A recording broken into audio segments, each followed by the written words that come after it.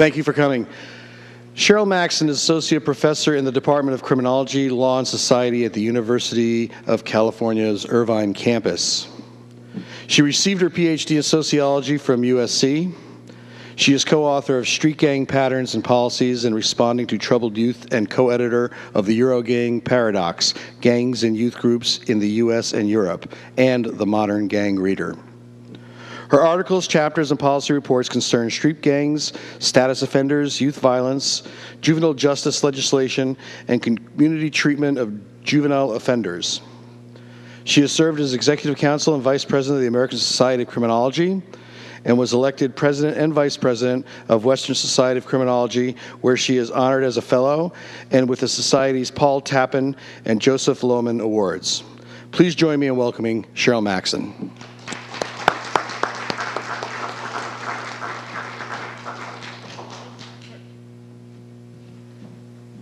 Hi, well, thank you very much for hanging out this afternoon. I want to join Ron's comments this morning to thank all the members of the executive, or the advisory board, I understand it's called now, for this foundation, for inviting me, and most especially for George Jarrow for doing all these wonderful arrangements.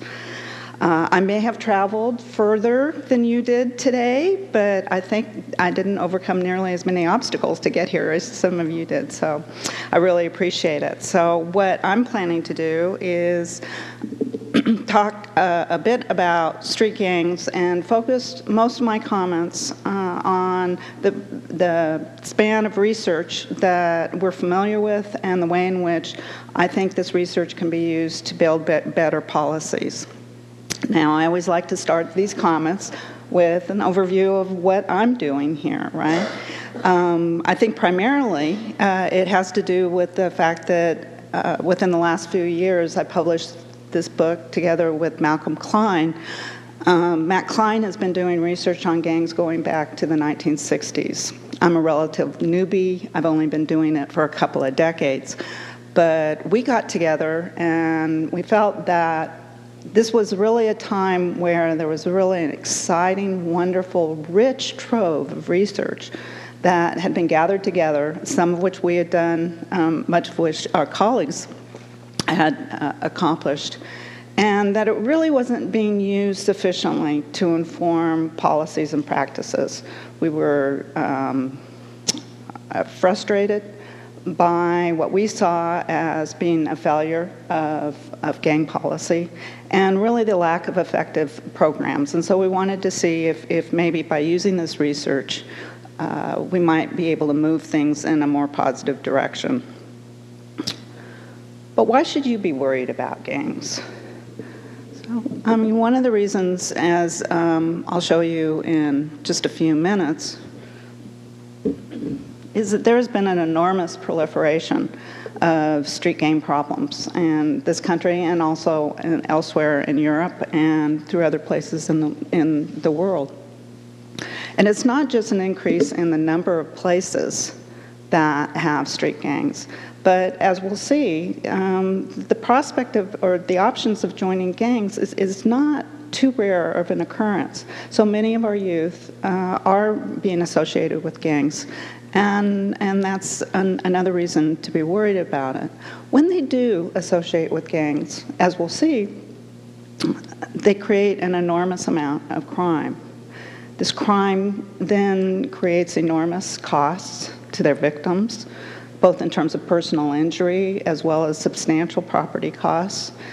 It creates a tremendous amount of costs to these victims' families, to their communities, enormous public health costs, law enforcement costs, the costs of corrections, and not a small measure of costs also accrue to those gang members themselves.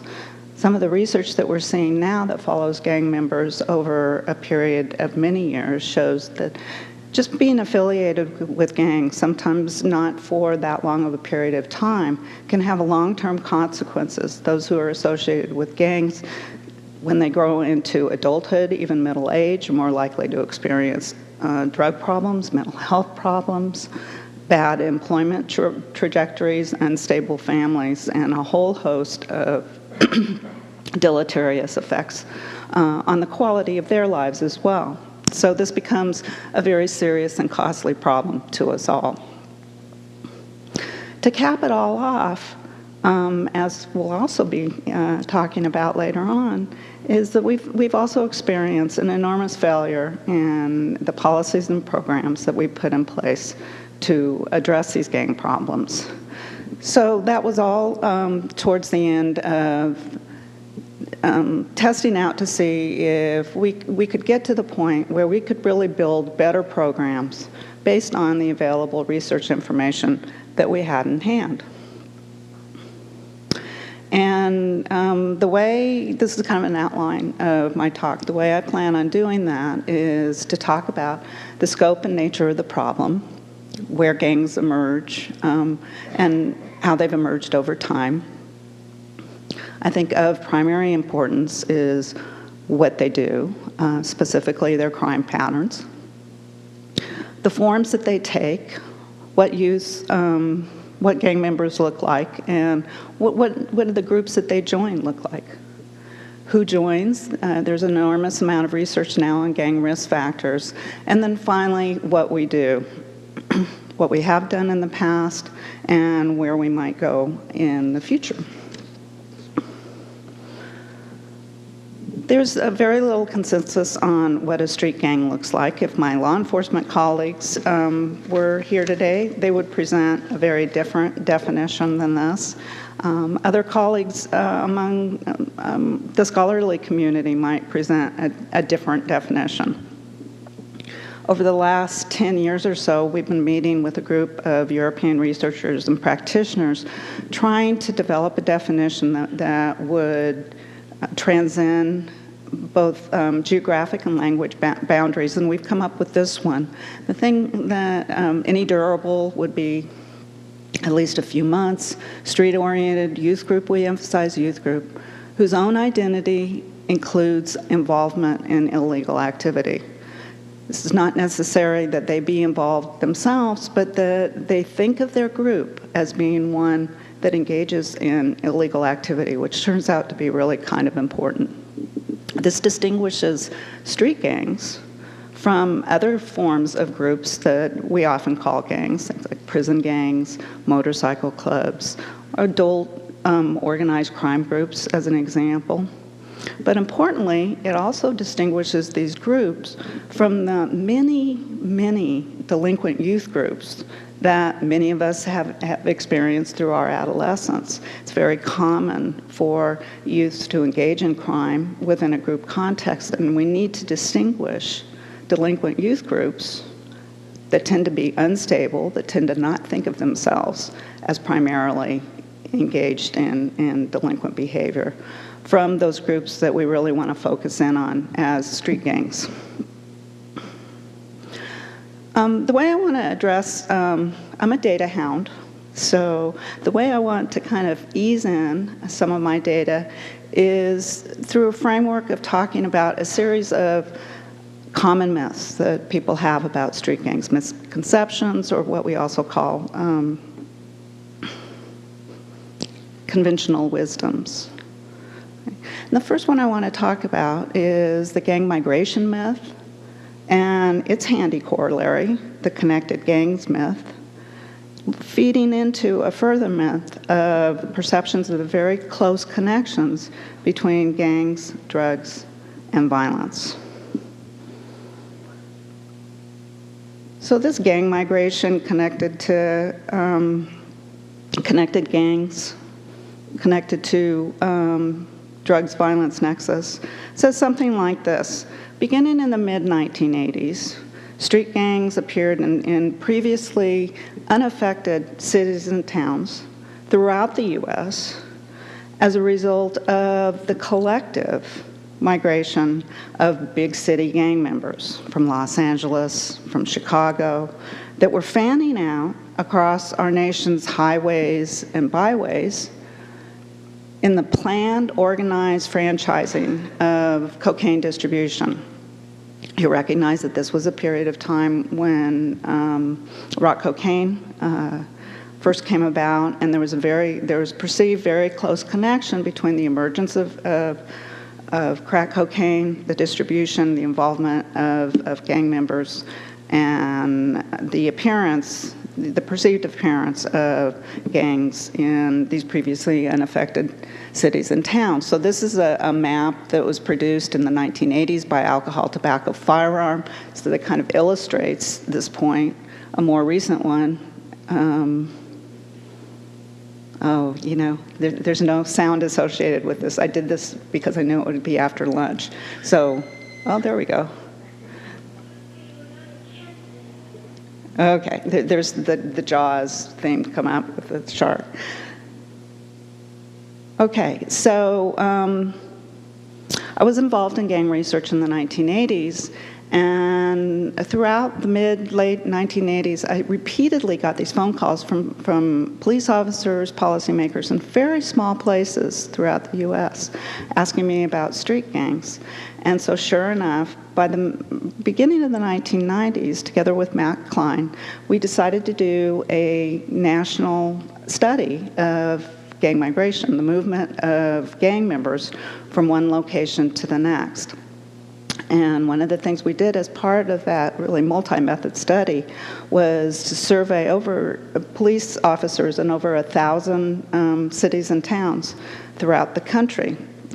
Those that had experienced gangs, we asked when gangs first emerged in their cities and towns. And so I'm going to show you a series of maps that illustrate the proliferation of gangs in the U.S. This is what the gang picture looked like in this particular map starts in 1970. So there are about 100 cities and towns across the U.S. that had gangs by 1970, and you can see it's highly concentrated in my own home area, Southern California, a little bit in Chicago, a little bit in the Pacific Northwest, but pretty spread out. These maps are cumulative. 10 years later, see an increase to 179. A dozen years later, look at what it looks like. There's 770 gangs that were mapped here as of 1992. Since we did that study, the National Youth Gang Center has taken on the annual surveys of law enforcement and a nice representative sample of law enforcement jurisdictions across the country so we can begin to track year-to-year changes. This is what the picture looked like at the turn of the century, where there are more than 1,400 jurisdictions in their sample that they've mapped here. But the question still becomes, was this proliferation of places that experience gangs the result of gang migration? Oftentimes, in places like your own Santa Cruz County, when gangs first emerge, the assumption is that the problem is due to what we call outside agitators, right? People moving in, that it's not really a local problem, it's problems with outsiders coming in. And so we wanted to understand how much of this proliferation was really caused by gang migration, because it would have clear implications for policy interventions. So one of the things that we found by interviewing law enforcement gang specialists, and we also interviewed gang migrants and a range of community service providers, is that lo and behold, gang members move for pretty much the same reasons that any of us do. They move primarily for social reasons, for better housing stock, jobs. They move with their families, to join friends, much less so for drug market opportunities or other crime opportunities. So by and large, it's not about drugs. It's about social improvements.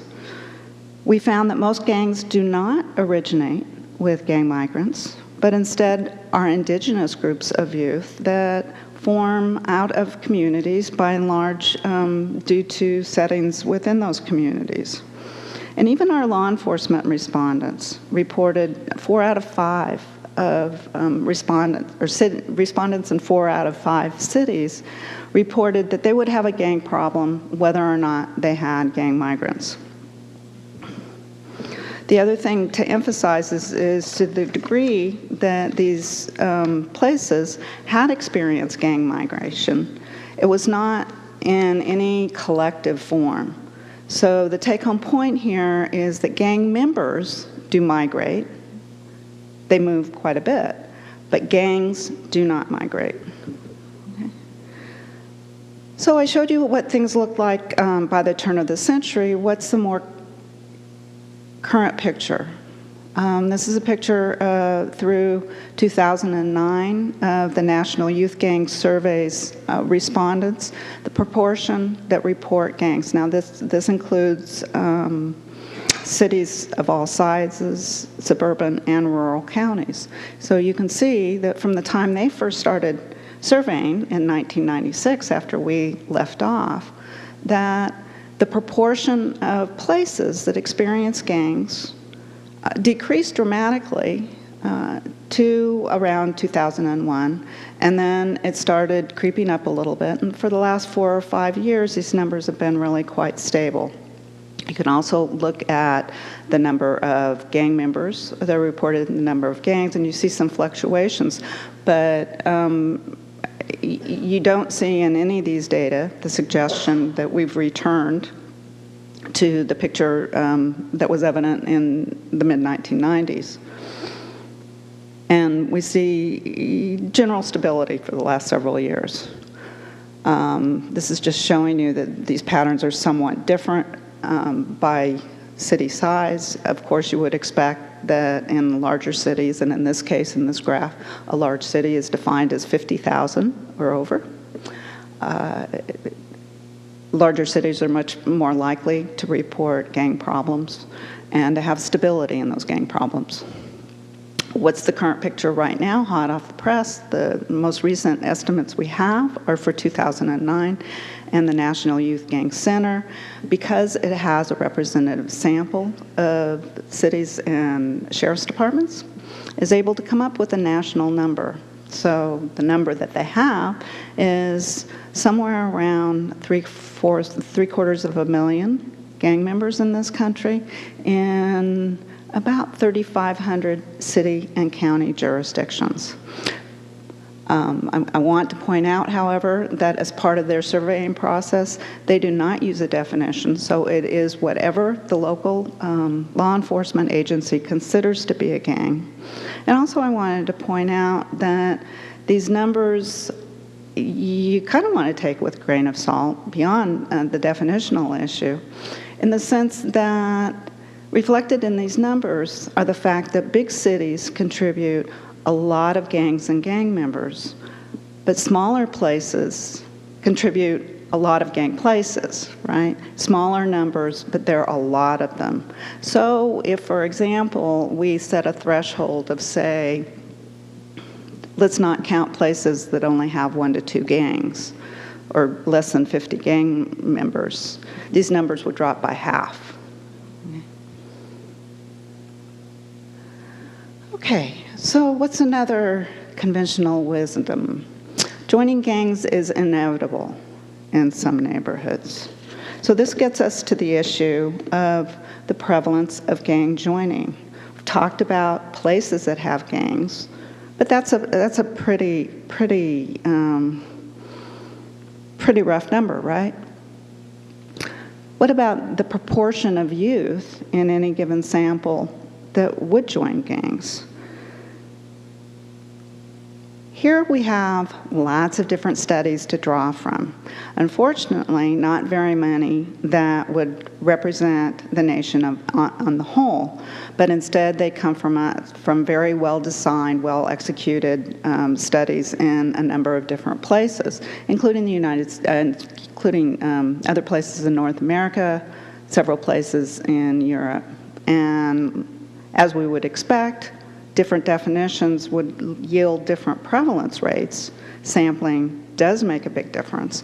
But the best kind of range that we could come up with is an estimate of about 6% of youth in national samples would currently report being in a gang. And that 6% can range all the way up to 30% if you're addressing high-risk areas and you're including those youth that have ever been involved in gangs or perhaps not currently a gang member. So this 30% seems kind of high and scary, but the thing to remember is that even with unrestricted broad definitions and high-risk populations, 7 or 8 youth in very gang-risky neighborhoods are not going to join gangs. So the message here is to target gang programs to places that are at the highest risk of having gangs and youth joining gangs. And at the same time, we want to be real careful with our programs to remember that even in these very high-risk neighborhoods, 7 or 8 youths don't join gangs. So we want to be careful to not interrupt that process. We don't want to do anything that will make gangs look more attractive to youth that would otherwise not be involved. So the message there is to do no harm, right? Something that we haven't always been so successful in the past. I just want to mention, Ron had put up a graph that showed international data. This is very recent data from the International Self-Report Study that has been conducted recently in more than 30 countries. They used definitions of gang membership that avoided using the gang word for both language and moral panic reasons. But I put this slide up just to show you the United States is I think second oops,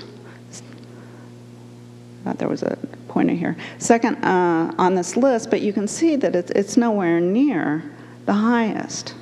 In fact, Ireland, what's going on with Ireland? It's way up there.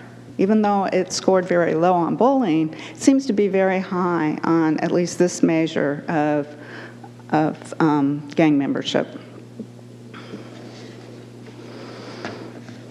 Okay, crime patterns, the things that we're all, I think, most concerned about.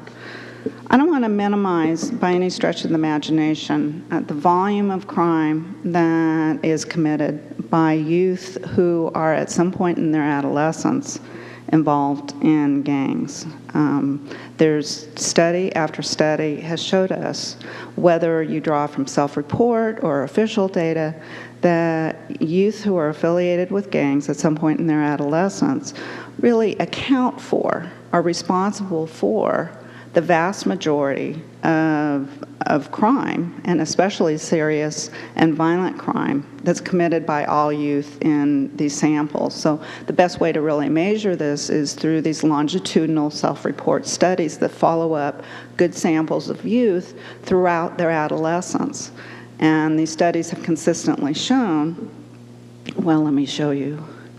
Here's a graphic that pulls together this kind of longitudinal data from Bremen, Germany, the Denver Youth Study, and the Rochester Youth Development Study that I think really graphically illustrates this.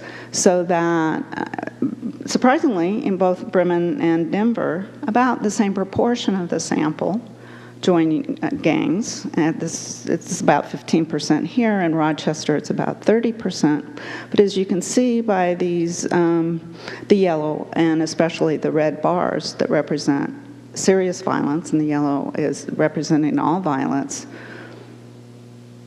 the vast majority of serious violence that's reported by these youth samples over a period of 4 or 5 years of study is accounted for by youth who, at some point in their adolescence, report being gang members. The other aspect of gang crime patterns that I want to go back to here is our understanding is that gang members commit a wide variety, very diverse crime profiles, what we refer to in criminology as cafeteria-style offending. So that, like most youth crime, gang members' crime profiles are very diverse. They might be involved in some drug sales here, some robbery here, some very minor petty theft there, even status offenses, running away from home, incorrigibility, things like that, truancy, the full gamut. So it's really a misnomer to refer to the violent gang offender. It's true that gang members commit violence, but they're also committing a lot of other crimes. So in general, they are not specialized by type of crime. So they're generalists, but they commit a lot of it. This relationship between crime and gang membership has really engaged people in my field for quite a while. And we want to understand, for a whole range of reasons, what this relationship is all about. So one hypothesis, there's at least 3 different ways this can come about. And this is referred to by Terry Thornberry, one of my colleagues, as the selection, facilitation, and enhancement effect. So under the selection effect, we have the red face, the youth that will join gangs, as committing more violent behavior than other youth before they join gangs. When they join gangs, they continue to commit those high levels of violent behavior. And then when they leave that gangs, they continue. In other words, there's a selection effect here. So birds of a feather flying together, youth that are already engaged in violence, have a propensity to violence, are attractive recruitment possibilities for gangs, and so on. So that would be a pure selection effect. Facilitation effect, gang members or youth that will join gangs look very much like their non-gang counterparts, right? They join gangs and whoops, look at the violence goes way up. And then when they leave gangs, their violence levels go way back down. So this is the notion that there's something special about what goes on within gangs that really contributes to violent offending. And then finally, there's the enhancement model, which gang members start out a little bit ahead of time. Well, their offending will go way up and then come back down when they leave gangs. So this is not just an academic kind of scholarly debate. It has very real consequences in thinking about the reasons why youth join gangs, but it also has very clear implications for programs and policies, because if it's a kind of person, then our interventions have to be very focused on individual deficits, and we can see that early violent behavior would be a very high risk factor, right? And something to intervene on. Whereas if it's the nature of the group that clearly has different theoretical orientations, but also our interventions might be schooled into very different ways. What do we find out by the tests of these models? And these models have now been tested in a number of different places throughout the US and also in Canada and now also in Europe. We find that in these studies that in some cases, there's an indication of a slightly elevated offending profile. Other studies find none at all. But there's a huge increase in offending once youth join gangs, and then it goes way off. So the findings are very consistent with either the facilitation model or more commonly the enhancement model. So really, both things are going on, but it's more about what goes on within the group than what happens before a youth join gangs. There's no evidence, no support in any of these studies for a pure selection effect. So the summary of these studies would be is that there's something going on. There's something about group dynamics within gangs that disproportionately contributes to gang activity or criminal activity. We think that it's related to such group processes as cohesion, status building, processes like that. And secondly, that there's a tremendous amount to be gained in the reductions of crime and violence if you can reduce the rate of gang joining, sometimes by just a little, or you can decrease the period of gang participation. In other words, ease youth out of gangs earlier. So you want to reduce joining, prevention, but also pay attention to intervention.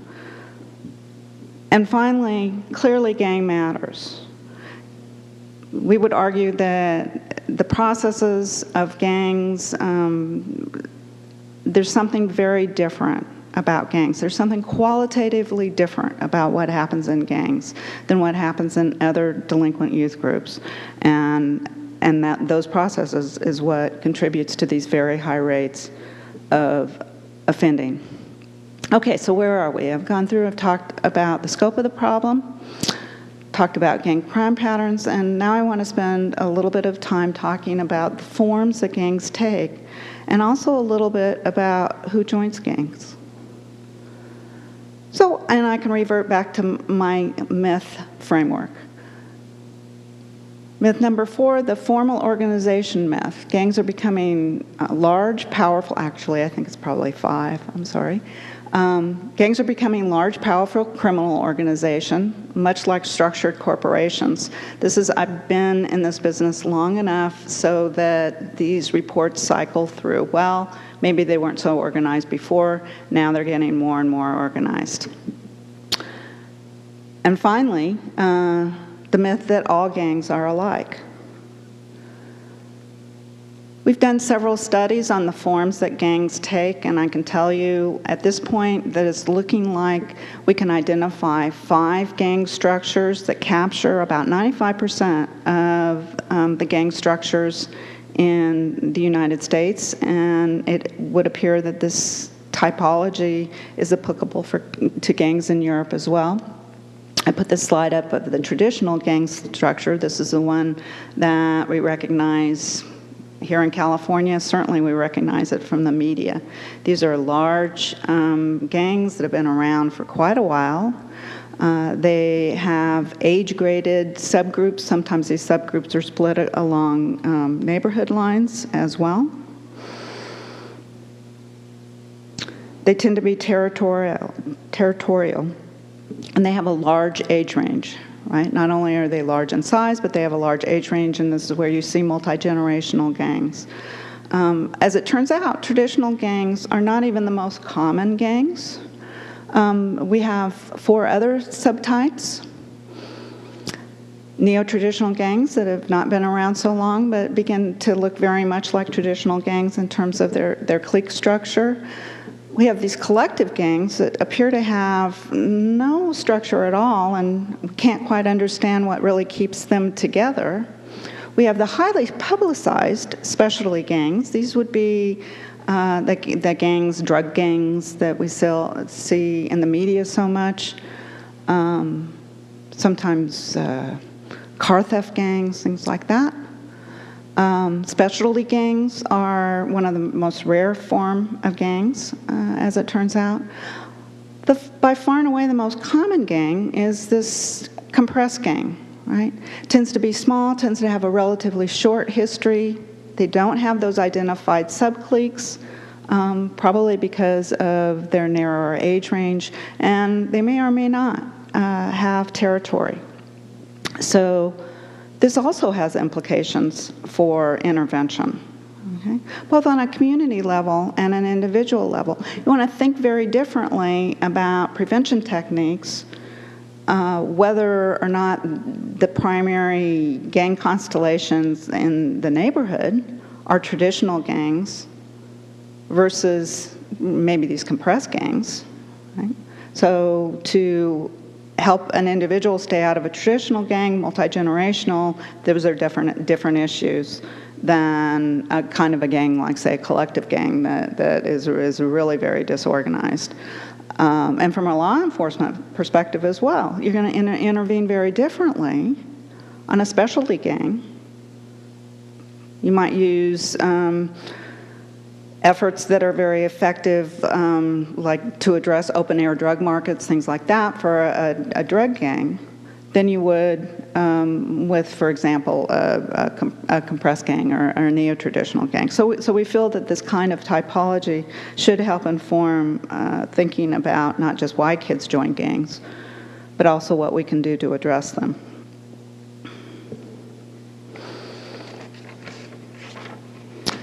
So another myth has to do with, how we think of or who we think joins gangs. And so one of the conventional wisdom is that all, or at least the vast majority, of gang members are adults, they're minorities, and they're males. So being a gang researcher, when I read that they've done a roundup of gang members and arrested 50 gang members, and I see the most common age is 30 or 40, I'm very suspicious of who they're targeting and whether they're talking about the same kind of gangs that I would be talking about as well. Again, drawing from law enforcement data, it's good, solid, nationally representative surveys of law enforcement are reporting, indeed, that 2/3 of gang members are adults. The vast majority are males, 94%, and 80% are either African American or Hispanic. These longitudinal surveys that I described to you early come up with a very different picture about who our gang members are in this country. And let me start with age. This is surprising to some. You folks work, I know, with youth a lot, so perhaps not. Study after study, this happens to come from the Rochester Youth Study. This particular graph tells us that the peak age of gang joining is between 13 and 15 years old. So in this particular graph of this sample, that just under 25% of the youth that are age 14 report being gang members, and see how much it drops off after that, down to less than 5% at age 17. So do we want to put our gang prevention programs, focus them on 17, 18-year-olds, or do we want to focus them on 12 or 13 years old? I would argue the latter. These patterns vary across gender and ethnicity, and I'll get to another slide that shows some very interesting data on girls in just a minute. I want to point out, and I'll show you some data on this in a minute, the notion that, again, in contrast to conventional wisdom, most of the youth that are included in these studies, and that certainly that I've talked to, report that it's relatively easy to leave gangs, and they do indeed end up leaving relatively quickly. And I'll show you some data on that in a minute. But first, let me talk about girls. Remember the law enforcement slide? 6% of gang members are girls, right? Again, in study after study, we see that law enforcement data severely underrepresent girl gang membership. In the Rochester data, they were almost fully 1/3 of gang members. And we see these patterns are often related to age. It's a very, very interesting suggestion. There's still a lot more work to be done here. But this is from the Denver Youth Study. It's showing that when the sample was relatively young, age 11 or 9 to 15, about almost half of the gang members were female. But 4 years later, that number went down to about 20%. Suggestion here, and in other studies, that girls who join gangs join at earlier ages than boys. They also leave at younger ages. Implications for programs and policies there as well. But the broader implication, I think, is that although in all of these studies, males represent a higher proportion than females in gangs. But it's clear that female gang membership has been underestimated, certainly by law enforcement, and by program operators, inappropriately ignored, I think, in some settings as well. So among my circles, we're constantly saying, don't forget the girls. Okay, so ethnic distributions are a little bit tough. If you recall, the law enforcement data had 80% Hispanic or Latino. In these city-based studies or area-based studies, clearly gang membership is going to be influenced by the race or ethnic distribution in those places. The GREAT study is an evaluation of a school-based gang intervention, and this particular evaluation collected nice representative data from 8th graders in a broad range of cities throughout the United States, a dozen. And in their data, they come up with 25% of their youth that report gang membership are white. Clear suggestion here that white youth are underrepresented in the conversations about programs and policies about gangs. And then we get to the myth that says once kids join, they're pretty much lost for good. Once you're a Crip for life, right? This is the data that is very hard to present to people from California, particularly my area in Southern California, particularly my undergraduates, many of whom grew up in Los Angeles and other places in Southern California.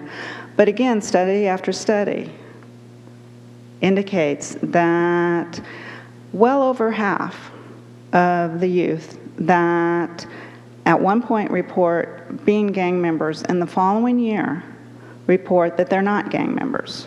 Okay? In other words, they join gangs fairly quickly, and they leave. They join gangs early and they leave very quickly. Now, some of these youth who have left will report that they've rejoined at a later period. But across the Seattle study, almost 70% of those gang members were gang members for less than 1 year. Denver, again, a very high 2/3. And in Rochester, more than half of those youth were only associated with gangs for less than 1 year. Now, the important message here for program developers, service providers, is that we need to be very, very careful to make sure that we don't do anything to disrupt that natural process that seems to be occurring. These youth are not in gang intervention programs. They're leaving for a whole range of reasons. And we want to make sure that we don't do anything in our efforts to provide services that would disrupt that process. So again, most youth will, who join gangs will leave relatively quickly. Okay, my last area of research that I want to talk about has to do with risk factors for gang joining. There's been a tremendous amount of attention that's taken place to try and better understand risk factors.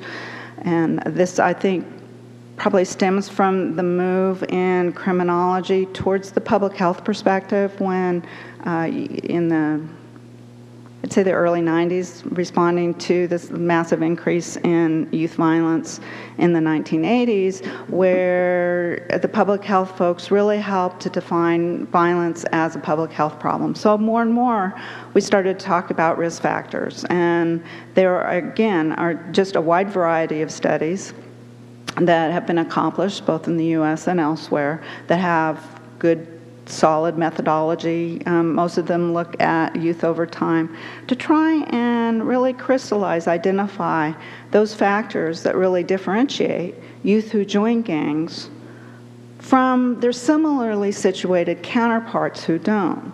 So it's obviously important to be looking at youth from the same neighborhoods where joining gangs is a real option. You don't want to compare apples and oranges, and most of these studies are very careful not to do that.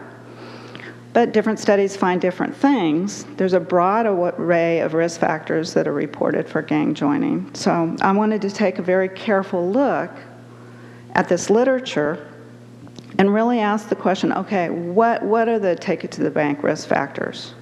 What are the things that we really want policymakers, program providers to be looking at to identify those youth that are very likely to join gangs?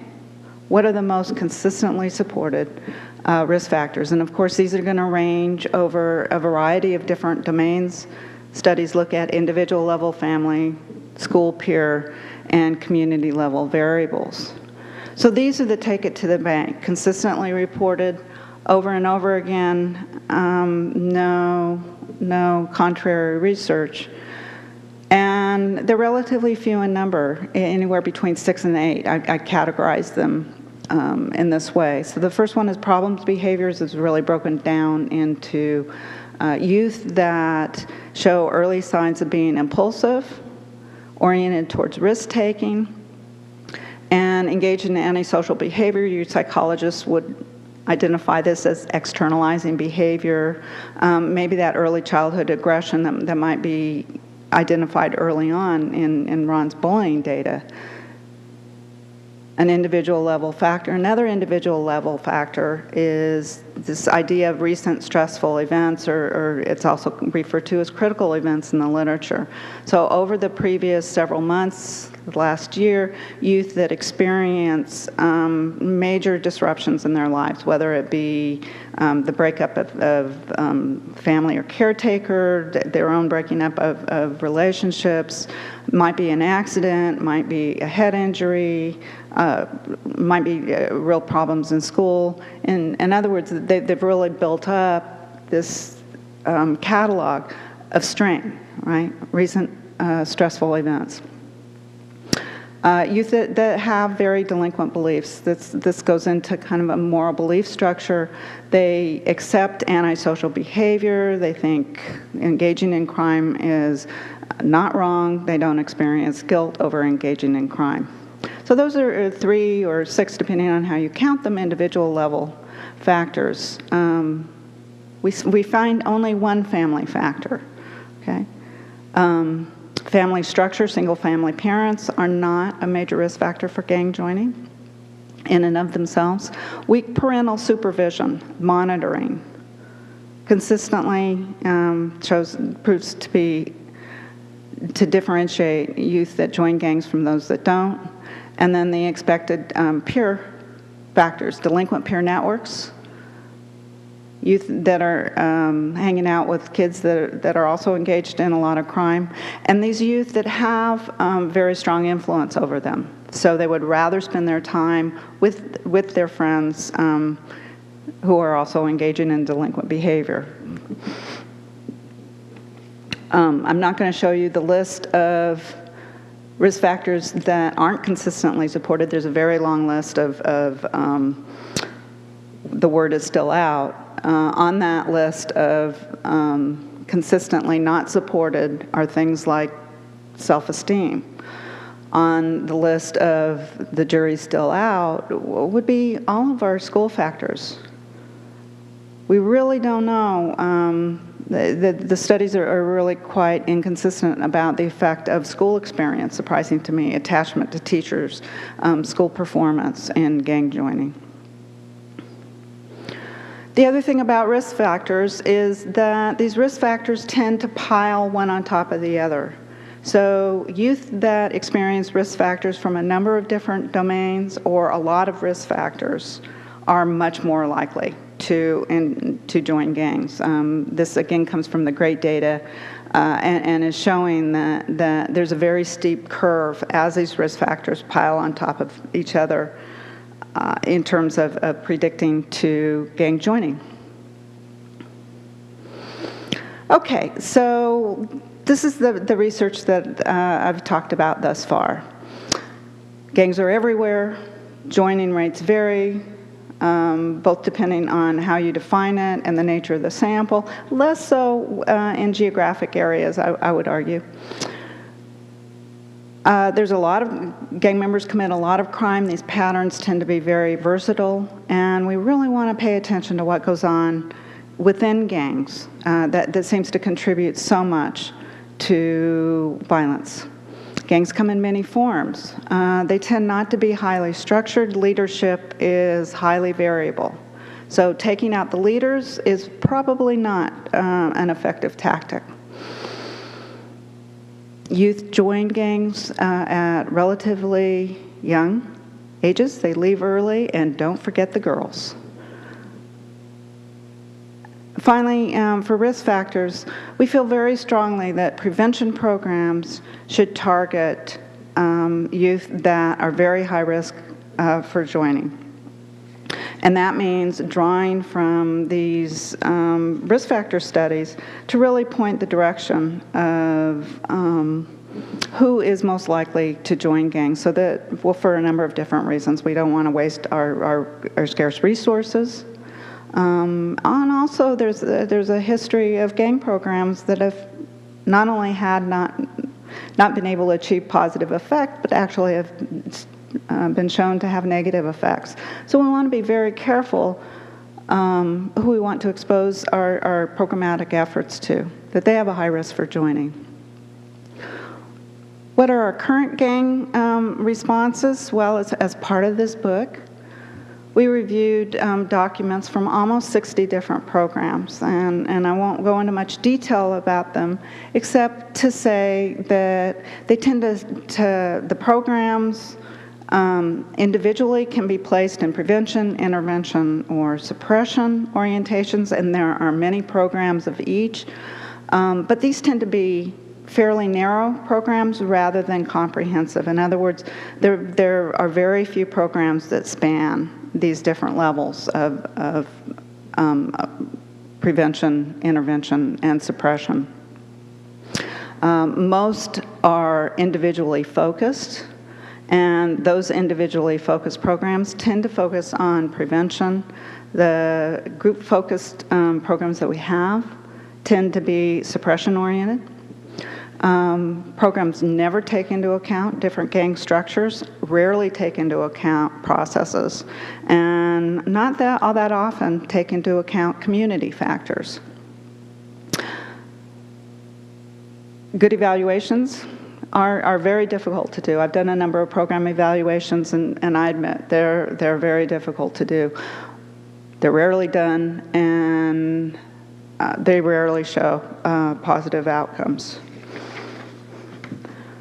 But we're trying to change this, and I don't know if you're familiar with the Violence Prevention Center or the Research on Youth Violence Prevention at the University of Colorado. For many years, they've been gathering data about programs. They've looked at this point at more than 500 different programs, identified 11 of them as model programs for youth violence, delinquency, and or drug use prevention, okay? And I've been working as part of a group with these folks. Terry Thornberry, who I referred to earlier, was the director of the Violence Center. He's now at University of Maryland. But he led an effort to really try and determine how many of these programs that Blueprints was analyzing, looking for model programs, would really be evidence-based programs that would be effective for gang prevention intervention. And the standards that the Blueprints programs use are, they're pretty straightforward. They should be evaluated with a rigorous design, either experimental with random assignment or very rigorous quasi-experimental designs with adequate control groups. They should show significant effects, right? They should work. They should be shown to work in at least one other place than the demonstration site. And they should have effects that stand for at least a year. Now, this is not a high standard if you're thinking about what kind of drug to give your youth for a cold, right? I mean, you wouldn't want to have this behind you, as you think of any kind of drug that you might take for health reasons. So the center kind of went through a very rigorous review of all these 500 programs in order to identify programs that met this standard, that were effective at the prevention of gang membership or the intervention with gang members to reduce the length of gang membership, or specifically gang delinquency. And so here it comes. Here's the list of evidence-based gang programs. There it is. Nothing on it. Not one program. Right? Not one. This is shameful. That we have not been able to identify, we have not done sufficient evaluation research. This is not to say that there aren't effective gang programs out there. I would be surprised if there wasn't. I expect that there is.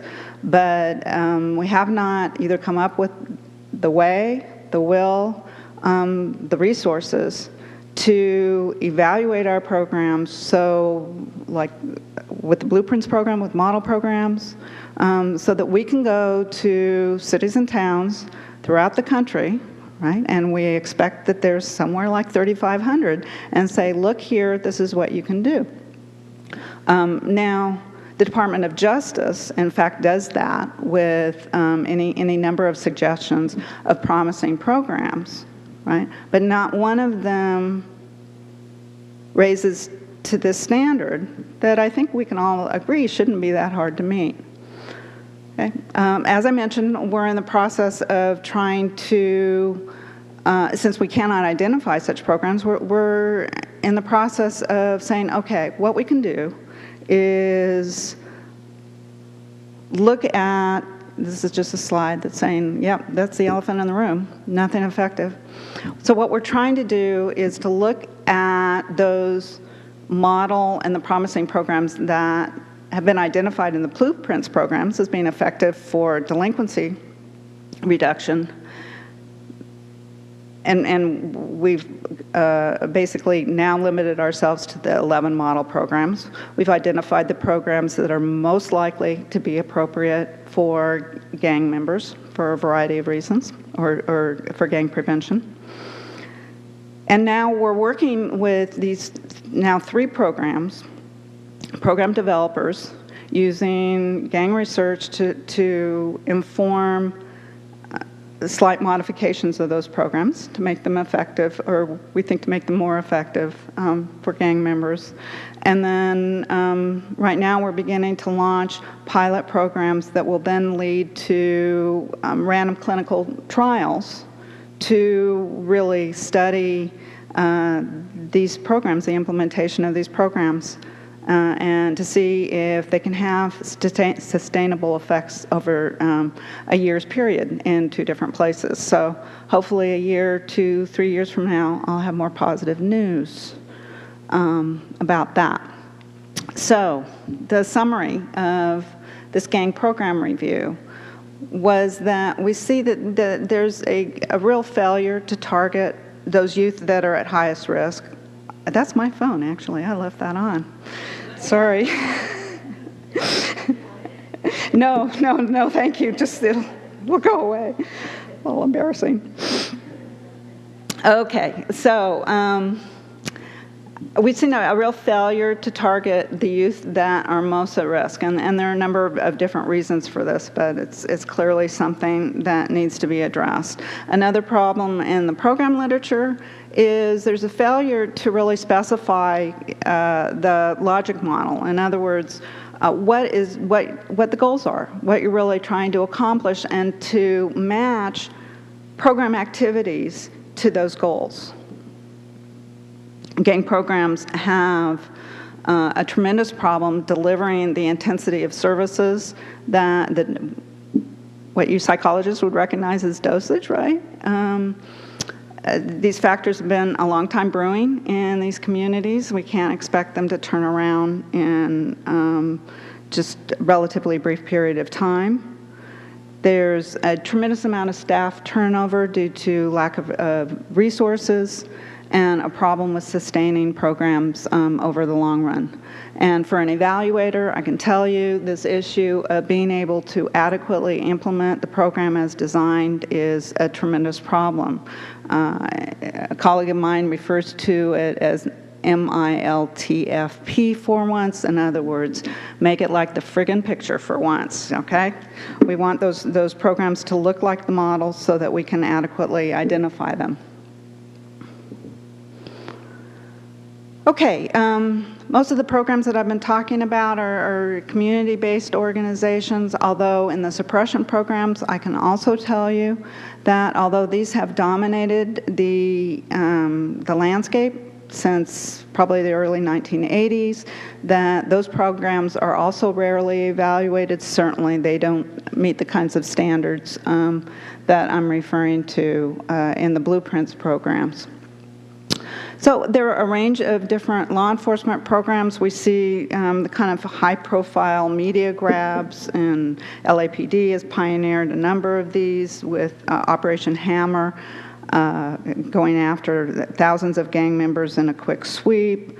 In California, you all are probably familiar with the STEP Act, passed in 1989, the Street Terrorism Enforcement Prevention Act. Street terrorism, that's a nice kind of label. Followed up by the provisions in Prop 21 in 2000 that severely increased the incarceration rates of gang members. We have civil gang injunctions that I've done quite a bit of evaluations on, and this effort at the 10 most wanted targeting. I noticed in your local newspaper that there was some of this in the media advertising the arrest of some of your 10 most wanted. The GREAT program is a school-based curriculum where uniformed police officers deliver a set curriculum. The first grade evaluation, and this is a program that was modeled after the largely unsuccessful DARE program, it proved to show, or the evaluations indicated that it did not have an effect on gang joining in the future. And lo and behold, these alcohol, tobacco, and firearms were the heads of implementing this program across the United States. They said, okay, so show us how to make it work. And the evaluator teamed up with some curriculum specialists, revamped the program. That program has now been implemented throughout the country for a number of years. There's an ongoing evaluation, and those evaluations are showing quite a bit of promise. This may be our first evidence-based gang prevention program, we're hoping.